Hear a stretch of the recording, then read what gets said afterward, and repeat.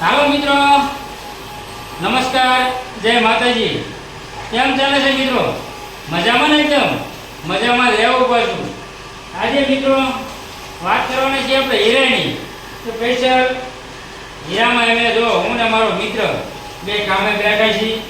એવું બધું હાલતું હોય કે લાવો આજે મિત્રોને દેખાડું કે અમારે હીરાની અંદર એવું બધું હાલે છે, કેટલી મંદી છે. આજે એને આપણે વાત કરશું અને હીરાની અંદર કેટલું કામ થાય છે કે નથી થતું. આ ઉનાળાની અંદર મિત્રો આપણે વાત કરીએ ને તમને તો તડકાના એવું લાગે કે જે કામ થાય પણ આયા કામે બે રહેવું છે. કારણ કે મિત્રો 45 ડિગ્રી તાપમાન બહાર ગયો તો ને એમ થઈ ગયું કે સાનું માનું હોઈ જવું, એટલું બધું તાપમાન અને તડકો લાગે કે અહીંયા આવ્યો તો થોડી મજા આવે. આમ તો મિત્રો રજાઈ હોય પણ મથાળામાં મારે તમને ખબર છે હું એક શેઠ ઉભા છું. હમણાં મથાળામાં મારે ટોપ થઈ ગયો મિત્રો. એટલે મથાળા બનાવવાનું કોઈ ગાડી તો નથી મળ્યો. એટલે એક મિત્ર તળિયાવાળાને બોલાયો. એટલે એ તળિયા બનાવે આપણે હરેણને હારી રાખીએ અને મારે મથાળા બનાવવાના. મથાળા કાલ એ મિત્ર થાય કામકાજ પાછું અહીંયા કામકાજ થઈ મિત્રો જો અને ઉનાળાને એ મજા આવે, બહુ મજા આવે. મિત્રો તમે જુઓ તો આમ પાછું કલર બલર અહીંયા રૂમમાં કરેલો છે એટલે થોડીક ઠંડક આવે, ઠંડી આવે. પહેલાં મિત્રો આપણે કાંઈ નહોતું, ઉપર પતરા હતા ને એવું તપે ને તો તમને એમ થાય કે હું એક ભઠ્ઠી પડકે બેઠો છું. ભડકીને તાપ હોય ને પડકે બેસી ગયો હોય તાપતા હોય ને ઉનાળાને ગરમીમાં એટલા હેરાન થઈ ગયા મિત્રો. અમે કંઈક હીરામાં થોડો પહેલાં સારો સમય ગયો અને મિત્રો હું તો રાગે પડી ગયો.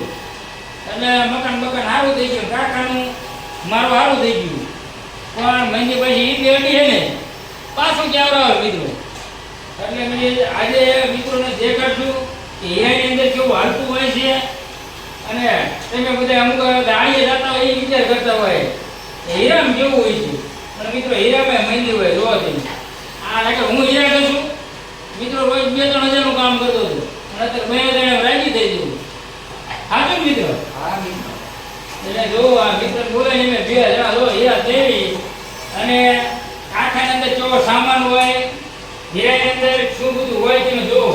આ આપણે મથાળાનો અંગૂર છે, 8 પેલ મથાળાનું. અને આપણો મિત્ર હીરા કહે એ 8 પેલ તળિયાનું અંગૂર છે અને તળિયા બનાવે છે. હું બનાવું છું મથાળા. અને કંઈક તમે સામાન જો આવું બધું હીરાની અંદર તમારે સામાન મિત્રો જોઈ કારખાનું તમારે ગમે ત્યારે કરવાનું હોય તો લગભગ બધો સામાન તમારે જોઈ. કારણ કે નકર બાજુ તમે એક ઘંટી કરો ને મિત્રો તોય હરકી નહીં આવે. કારણ કે સામાન તમામ વસ્તુ જોઈએ એ અડધું બધું મારું બહાર છે. તમે કાંઈ મારા બ્લોગમાં જોવો જ છો. આપણે એક બ્લોગ બનાવ્યો હતો મારા ઘરના દોરી મારતા હતા અને આપણે એ બ્લોગ બનાવ્યો હતો કે મેનેજર કામે બેઠા. તમે ન જોયો તો જોઈ લેજો મિત્રો. સરસ બ્લોગ આપણે બનાવ્યો છે અને અવારનવાર સારા આપણે બ્લોગ બનાવી છીએ મિત્રો. તો આવી રીતનો બીજી જાજો ટાઈમ જ દેવાનો. બ્લોગવાળાના પણ હીરા જોવે ને તો કંટાળે છે. એટલે બહુ આપણે લાંબો ટાઈમ નથી લેવાનો. અને તમને વાત કરું હીરાની અંદર અત્યારે મંદી ચાલે છે અને આવી રીતનું ધીમું કામકાજ હકાવી છે. ઉનાળો છે ને પછી પાછું માર્કેટ સારું થાય છે એટલે અમે ફાસ્ટ થઈ જવાના છીએ. જાજા હીરા ઉતારશો માર્કેટની અંદર ધૂમ મચાવવાના છીએ. એટલે તમને આજે મારું કારખાનું દેખાડ્યું અને આવા મિત્રો અવારનવાર બધી પ્રકારના તમે બ્લોગ જોવા માગતા હોય તો ધરમસિંહ બીકે વ્લોગ ચેનલની અંદર તમે જોઈન થઈ જજો. અવારનવાર સારી માહિતી લઈ અને હું આવું છું. અને આપણો બ્લોગ હોય છે કંઈક જાણવા જેવું હોય તમારે મિત્રો. બ્લોગની અંદર કંઈક મજા આવે, કંઈક મનોરંજનવાળા પણ હોય. પછી લગ્નમાં ગયો તો ત્યાંના હોય છે અને બધે અમે ફરવા જવું તો ત્યાંનો બ્લોગ હોય છે. આપણે ચોટીલા ગયા હતા મિત્રો, ત્યાંનો પણ બ્લોગ બનાવ્યો છે. અને અમારું મંદિર છે ભાડલા ગેલમાનું, સતરંગ ગયા હતા મિત્રો. પછી જડવા ગયા હતા રાંદરમાના દર્શન કરવા. રજાઈઓમાં બધે ફરી આવ્યા મિત્રો. તમામ જગ્યાના આપણે બ્લોગ લેવી છીએ.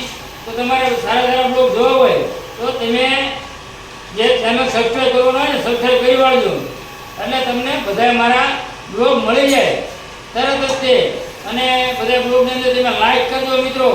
અને વધુમાં વધુ આપણા બધા મિત્રોને શેર કરજો કે કઈ રીતની પોઝિશન આવતી હોય અને આવા બ્લોગ જોવાની તમને મજા આવે. તો આજના માટે એટલું જ, અને મળશું મિત્રો આપણે ફરી નવા બ્લોગ કે સાથ. બધા મિત્રોને આ ધરમસિંહભાઈના જય માતા.